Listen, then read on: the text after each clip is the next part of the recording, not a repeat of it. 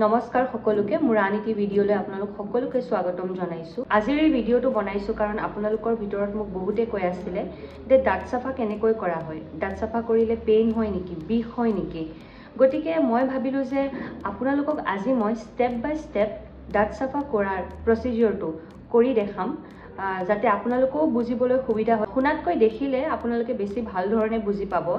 যে এই প্ৰচিডিউৰটো পেইনফুল হয় নে নহয় বা ইয়াক কেনেকৈ কৰা হয়, যাতে আপোনালোকেও নিজৰ অৰেল হাইজিনৰ কথা ভাবে, নিজৰ মুখখন পৰিষ্কাৰ কৰি ৰখাৰ কথা ভাবে আৰু আপোনালোকেও যাতে নিজৰ দাঁতৰ ট্ৰিটমেণ্ট কৰাব পাৰে। সেইকাৰণে ভাবিলো যে it is the best way to show' you কি মই কেনেকৈ কৰোঁ, কি কৰোঁ। মই গোটেইখিনি বস্তু ৰেডি কৰি ল'লোঁ, পেচেণ্টজনক মাতিম এতিয়া আৰু তাৰপিছত আপোনালোকক দেখাম। এতিয়া আমি ট্ৰিটমেণ্টটো ষ্টাৰ্ট কৰিম। যিহেতু তেখেতৰ আলুত অকণমান বিষ আছিলে সেইকাৰণে মই টপিকেল এনাস্থেচিয়া অলপ স্প্ৰে কৰি ল'লোঁ আৰু মই আপোনালোকক এতিয়া বিফ'ৰ ট্ৰিটমেণ্ট আফটাৰ ট্ৰিটমেণ্ট দেখাম আৰু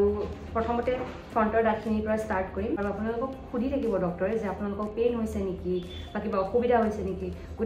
গোটেইখিনি সুধি আপোনালোকক ট্ৰিটমেণ্ট কৰিব, গতিকে টেনশ্যন ল'ব নালাগে। বলক তেতিয়াহ'লে আৰম্ভ কৰোঁ। এয়া হ'ল তেওঁৰ দাঁতৰ কণ্ডিশ্যন, একদমেই অৱস্থা বেয়া। আপোনালোকে দেখিছে তললৈকে ৰিচেশ্যন হৈছে, মানে বোন নামি গৈছে আৰু এই দাঁতৰ মাজত গেপো আহিছে, মুখৰ পৰা গোন্ধও ওলাই আছে আৰু লগতে এয়া ডাঙৰকৈ প্লেক ফৰ্মেশ্যনো হৈছে। গতিকে এইখিনি গোটেইখিনিতে চাফা কৰিম, ষ্টেপ বাই ষ্টেপ আপোনালোকক দেখাম।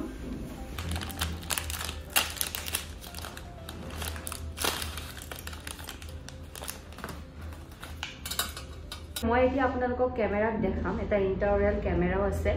যে মুখৰ ভিতৰত ইণ্টাৰঅৰেলিত তেওঁৰ কি কি প্ৰব্লেম আছে সেইটো মই আপোনালোকক কেমেৰাত দেখাম। বলক ধৰি দেখাম। তেখেতৰ দাঁতত কেৰিজ লাগি আছে, পোকে খাইছে অলপ। মই যে কৈছিলোঁ প্ৰথম ষ্টেজ, য'ত অকণ পোক লাগে, এয়া দেখিছেনে। আৰু বাকী এইবিলাক মই কৈছিলোঁ যে আপোনালোকক প্লেক আৰু টাৰ্টাৰ। দেখি আপোনালোকে বুজিব পাৰিছে চাগে। এণ্টেৰিয়ৰ টিথ মানে ফ্ৰণ্টৰ দাঁতখিনিৰ পৰাই আৰম্ভ কৰিছোঁ। দেখিছেনে অলপ ডিফাৰেঞ্চ আপোনালোকে ধৰিব পাৰিছে চাগে। তেখেতৰ এই দাঁতটো যোনটো দেখিছে এইটো আমি চাফা কৰিব নোৱাৰিম কাৰণ এইটো তেখেতে গাঁৱত ক'ৰবাত লগাই আহিছে আৰু এইটোত যদি মই টাচ কৰোঁ দাঁতটো ওলাই যাব। তাৰ বাহিৰে গোটেই বাকী যিখিনি কলা আছে মই চব চাফা কৰি দিম। এই গোটেই ষ্টেইনবোৰ নোহোৱা হৈ যাব। আপোনালোকে চাই থাকক, লাহে লাহে আপোনালোকে গম পাব যে হয় সঁচাই দাঁত চাফা কৰালে এই যে দাঁতবোৰ কলা পৰি আছে গোটেইখিনি নোহোৱা হৈ যাব। চাই থাককচোন। চাফা কৰি থকাৰ সময়ত অলপ ব্লিডিং হ'ব পাৰে, যিহেতু তেওঁৰ গোটেই আলুখিনি ফুলি আছে। ডেট ইজ ট'টেলি নৰ্মেল, একেবাৰে ভয় খাব লগা কথা নহয়। আৰু এই পিছফালৰ দাঁতখিনি দেখিছেনে, ইয়াৰ পৰাও লাহে লাহে আঁতৰিবলৈ ধৰিছে।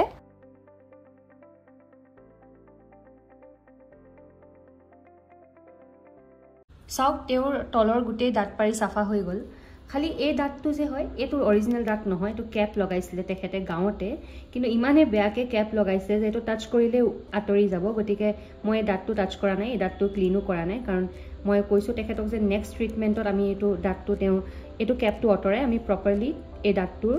কেপিং কৰিম। গতিকে এই দাঁতটো আমি টাচ নকৰোঁ। বাকী মই তেখেতৰ যিমান লেতেৰা আছিলে এইখিনিলৈকে লেতেৰা আছিলে গোটেইখিনি চাফা কৰিলোঁ। আৰু চাওকচোন এয়া আলু তললৈ নামি গৈছে ফুলি, কাৰণ জিঞ্জাভাইটিছ হৈ আছিলে, মই কৈছোঁ আলু ফুলি আছিলে। এতিয়া লাহে লাহে এইটো পেৰিডন্টাইটিছ হ'বগৈ যদি চাফা নকৰে।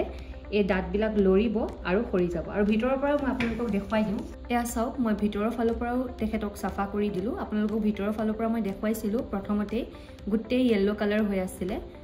এতিয়া চাওক কমপ্লিট চাফা হৈ গ'ল। কাৰোবাৰ যদি দাঁত একেবাৰে লেতেৰা আৰু এনেকৈ যদি ট্ৰিটমেণ্ট কৰাই থাকে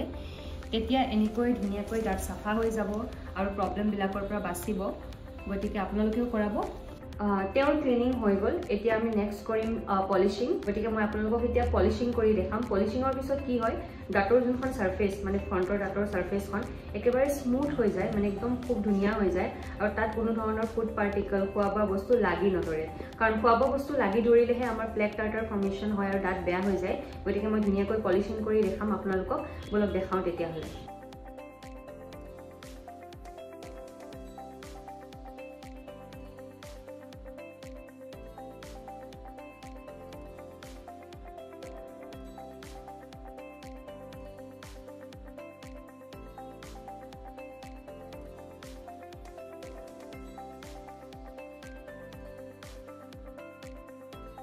পলিচিং কৰি কমপ্লিট হৈ গ'ল। ইয়াত তেওঁ পলিচিঙৰ আৰু ক্লিনিঙৰ আগৰ দাঁতখিনি চাওক আৰু পলিচিঙৰ পিছৰ দাঁতখিনি চাওক কিমান বেছি ডিফাৰেঞ্চ ধৰিব পাৰিছেনে বাৰু আপোনালোকে সেই এটা দাঁত বাদ দি বাকি গোটেইখিনি আপোনালোকে ধৰিব পাৰিব এয়া পিছফালৰ দাঁতখিনি চাওক ক্লিনিঙৰ আগত আৰু এয়া চাওক ক্লিনিঙৰ পিছত ধৰিব পাৰিছেনে বাৰু পাৰ্থক্য আছেনে নাই বাৰু তো মই আপোনালোকক আজি দেখুৱালো ক্লিনিং আৰু পলিচিং কৰি এইটো একেবাৰে পেইনলেছ প্ৰচিডিউৰ হয় ইয়াত কোনো ধৰণৰ বিষ নহয় আৰু যদি বাই চান্স কাৰোবাৰ আলু ফুলি থাকে অকণমান বিষ হয়ও তেতিয়াহ'লে আমি এনাস্থেচিয়া মানে স্প্ৰে কৰি দিওঁ টপিকেল এনাস্থেচিয়া স্প্ৰে কৰোঁ আৰু তেতিয়া বিষ নহয় আৰু সেকেন্ড কোৱেশ্চনটো আপোনালোকে মোক সুধিছিলে যে স্কেলিং কৰাৰ পিছত কিবা অসুবিধা হ'ব নেকি স্কেলিং কৰাৰ পিছত দুদিনলৈ আপোনাৰ অকণমান সেনসিটিভিটি লাগি থাকিব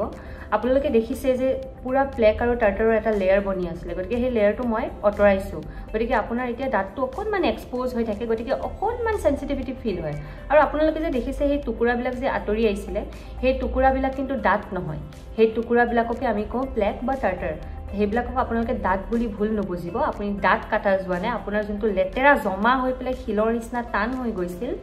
তাকে আমি অতৰাই দিছো গতিকে যেহেতু আপোনাৰ দাঁতটো বহুত দিনৰ পৰা এনেকৈ কভাৰ হৈ আছিল এতিয়া অকণমান অতৰাই দিছো গতিকে অকণমান সেনসিটিভিটি ফিল হ'ব আপোনালোকৰ দুদিনৰ কাৰণে তাৰপিছত একদম নৰ্মেল হৈ যাব আৰু দ্বিতীয় কথাটো হ'ল আপোনালোকে কি কৰিব ইয়াৰ পৰা বাচিবলৈ কি কৰিব এগিলাস কুহুমীয়া গৰম পানীত অকণমান নিমখ দি গাৰ্গল কৰিব লাগিব আৰু 3 দিনলৈকে কৰিব দুবাৰকে বাস হিমান কৰিলে হৈ যাব এক্সট্ৰিম ঠাণ্ডা বহুত বেছি ঠাণ্ডা বস্তু বহুত বেছি গৰম বস্তু নাখাব 3 দিনৰ কাৰণে অকণমান কুহুমীয়া কৰি দিলে খাব তেতিয়া মানে একো ধৰণৰ সেনসিটিভিটি আপোনালোকৰ ফিল নহয় বাকি এতিয়া আপোনালোকক মই কম উপকাৰিতা কি ক্লিনিং কৰিব কিয় লাগে ক্লিনিং কৰিলে কি হয় আমাৰ আৰ্লি ডিটেকশন অফ কেৰিজ হয় যদি আপোনাৰ মুখত কোনো ধৰণৰ কেভিটি বনাই ষ্টাৰ্ট হৈছে মানে আপোনাৰ মুখত যদি লোকেল ল্যাঙ্গুৱেজত যদি মই ক'বলৈ যাওঁ আপোনাৰ মুখত যদি কৰবাটো অকণমান পোক লাগিছে আমি হেতু সোনকালে গম পাম প্ৰথমবাৰতে গম পাম তাক উলিয়াই আমি ফিলিং কৰিয়ে দাঁতটো বচাব পাৰিম এই দাঁতটো যাতে আৰসিটি লৈকে পৰিৱৰ্তন নহয় আৰু বিষ নহয় আমি ধুনীয়াকৈ ফিলিং কৰিয়ে দাঁতটো বচাব পাৰিম প্ৰথম উপকাৰিতা এইটো দ্বিতীয় উপকাৰিতাটো হ'ল আপোনাক যে মই কৈ আছিলো তেখেতৰ যোনটো হৈছে জিঞ্জিভাইটিছ গাম সোয়েলিং আলু ফুলিছে এই আলু ফুলাৰ ষ্টেজটোতে আলু নুফুলুতেই আমি বচাব পাৰিম যদি ফুলিছেও জিঞ্জিভাইটিছৰ পৰা যাতে পেৰিয়ডন্টাইটিছলৈকে পৰিৱৰ্তন নহয় আলু ফুলাৰ পৰা যাতে দাঁত লৰালৈকে পৰিৱৰ্তন নহয় আমি তাৰ আগতে আমি দাঁতখিনিক বচাব পাৰিম তৃতীয় কথাটো হ'ল আপোনাৰ মুখৰ পৰা যদি খুব বেছি দুৰ্গন্ধ ওলাই আছে সেই দুৰ্গন্ধ একেবাৰে কমি পেলাই নোহোৱা হৈ যাব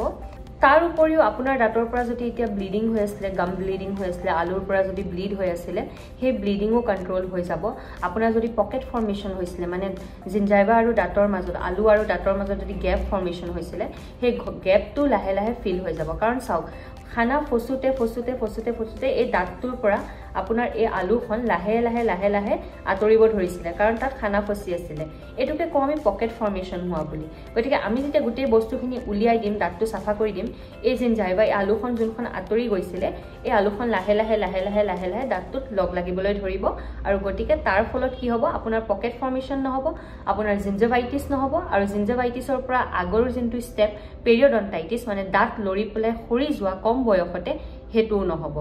গতিকে আপুনি যদি টিথ ক্লিনিং কৰি থাকে ডেন্টাল স্কেলিং কৰাই থাকে দাঁত সাফা কৰাই থাকে আপোনাৰ বুঢ়া বয়সলৈকে দাঁতখিনি ভালে থাকিব আপোনাৰ কোনো ধৰণৰ দাঁতৰ বেমাৰ নহয় আৰু যদি দাঁতৰ বেমাৰ হয়ও কিবা কাৰণত আমি তাক প্ৰথম ষ্টেজতে ধৰা পেলাব পাৰিম আৰু আমি সেই দাঁতখিনি বচাব পাৰিম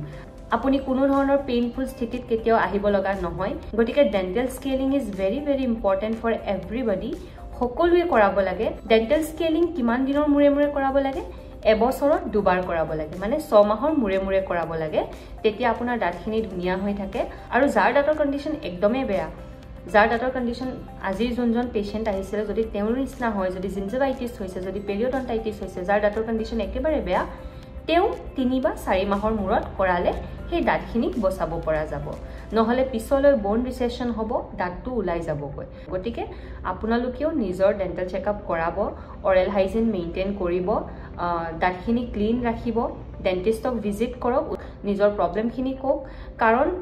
মুখখন আমাৰ মেইন আমি মেইন খোৱা বোৱা সব মুখখন দিয়ে কৰোঁ গতিকে কিবা যদি প্ৰবলেম মুখখনত হয় it will effect the whole body আপোনাৰ গোটেই শৰীৰটোতে ইয়াৰ ইম্পেক্ট পৰিব গতিকে মুখখনৰ কেয়াৰ লোৱাটো ভেৰি ভেৰি ইম্পৰ্টেণ্ট যেনেকৈ আপোনালোকে স্কিনৰ কেয়াৰ লয় বা ঘপককৈ অকণমান পেট বিষ হ'লে আপোনালোকে কেয়াৰ লয় বেলেগ কিবা বেমাৰ হ'লে কেয়াৰ লয় মুখখনটো আমাৰ চবতছে প্ৰাইমাৰী বস্তু ন ইয়াৰ পৰাই আমি সকলো খোৱা বোৱা বস্তু লওঁ গতিকে মুখখনৰ কেয়াৰ লোৱাটো ভেৰি ভেৰি ইম্পৰ্টেণ্ট সকলোৱে ল'ব আৰু দাঁতৰ যদি বিষ হৈছে অকণমান সেনসিটিভিটি হৈছে ইগনোৰ নকৰিব আমাৰ মানুহে কি কৰে অকণমান দাঁতৰ বিষ হ'ল বা সেনসিটিভিটি হ'ল টেবলেট এটা খাই দিলে বা ঘৰুৱা নুস্কা যিকোনো মানে আদা ৰাখি দিব লং ৰাখি দিব এইবোৰে আপোনাৰ প্ৰবলেম সলভ নকৰে ইভেন্টুৱেলি এই প্ৰবলেমবিলাক বাঢ়ি গৈ থাকিব আৰু যেতিয়ালৈকে এক্সট্ৰিম নহ'বগৈ তেতিয়ালৈকে আপোনালোকে নেদেখুৱায় আৰু এক্সট্ৰিমত কি হ'ব হয় দাঁতটো উঘালিব লাগিব নহয় RCT কৰিব লাগিব ডেণ্টেল স্কেলিঙত বেছি পইচা নলয় 1000 পৰা 1500 টকা লয় যোনটো বছৰত আপুনি মানে আপোনাৰ বছৰত মানি লওক 2000 টকা তাকো যদি আপুনি গভৰ্ণমেণ্ট হস্পিটেলত গৈ পেলাই কৰাই গৈ তেতিয়াহলে একেবাৰে বিনা পইচাতে কৰাই দিব তো তাকে যদি নকৰি আপুনি যদি তেনেকৈ থাকে বিখত থাকে ঘৰুৱা নুস্কা ইউজ কৰি থাকে ইভেন্টুৱেলি কি হ'ব এটো এক্সট্ৰিম কন্ডিশন হৈ যাব আৰু তেতিয়া আপোনাৰ বিষ হ'ব হয় দাঁতটো আপুনি উলাব লাগিবগৈ নহলে বহুত পইচা ভৰি 7,000 টকা ভৰি আপুনি RCT কৰাব লাগিব সেইখিনি কৰোৱাতকৈ আপোনালোকে নিজৰ দাঁতৰ কেয়াৰ লওক ধুনিয়াকৈ ডেন্টিষ্টক ভিজিট কৰক আজিকালি টেকনলজি ইমান ইমপ্ৰুভ হৈ গল আপোনাৰ কোনো ধৰণৰ পেইন ফিলে নহব কাৰণ ইমান ধুনিয়াকৈ আপোনাৰ ট্ৰিটমেন্ট কৰি দিব আপোনাৰ ধুনিয়াকৈ অৰেল হেলথটো মেইনটেইন হৈ থাকিব আৰু বুঢ়া বয়সলৈকে যি মন যায় তাকে খাব পাৰিব বাৰু আজিলৈ ইমানে মই আপোনালোকক ধুনিয়াকৈ দেখাই দিলো ক্লিনিং কি হয় স্কেলিং বা দাঁত সাফা কৰা কি হয় আৰু ইয়াৰ পৰা কি বেনিফিট হ'ব মই হেখিনিও কলো মই আগতেও এটা ভিডিঅত দাঁত সাফা কৰাৰ বেনিফিটৰ ওপৰত আপোনালোকক বুজাই দিছিলুৱে আৰু আজিটো দেখুৱাইও দিলো কি হয় আপোনালোকে ভয় খাই আছিলে পেইন হ'ব নেকি দাঁত কাটা যাব নেকি দাঁত সাফা কৰাৰ পিছত দাঁতখিনি বেয়া হৈ যাব নেকি এই গুটেখিনি প্ৰশ্নৰ উত্তৰ আপোনালোকে হয়তো আজি ভিডিঅটো চাই বুজি পালে দাঁত সাফা কৰালে আপোনাক খদাই বেনিফিটে কৰাব কোনো ধৰণৰ আপোনাক দিগদাৰ নিদিয়ে গতিকে আপোনালোকে কৰাব আজিলৈ ইমানে দাঁতৰ সমস্যাৰ ওপৰত আৰু এটা নতুন ভিডিঅ লৈ মই অহা সপ্তাহত আপোনালোকক আকৌ লগ পাম আৰু যদি আপোনালোকৰ বেলেগ কিবা টপিকৰ ওপৰতো জানিব মন আছে তেতিয়াহলে মোক কমেন্টত জনাব মই চাম তাৰ ভিতৰত যোনটো সমস্যাৰ বিষয়ে মেক্সিমাম কোৱেশ্চন আহে মেক্সিমাম প্ৰশ্ন আহে মই তাৰ ওপৰত ভিডিঅ বনাম আৰু যদি বেলেগ কিবাও জানিব বিচাৰে ক'ব আজিলৈ ইমানে অহা ভিডিঅত লগ পাম নমস্কাৰ দেই মোৰ পেশেন্ট আহিলে তো ধুমাধুমকৈ সামৰিব লগা হ'ল বাৰু অহা ভিডিঅত আকৌ লগ পাম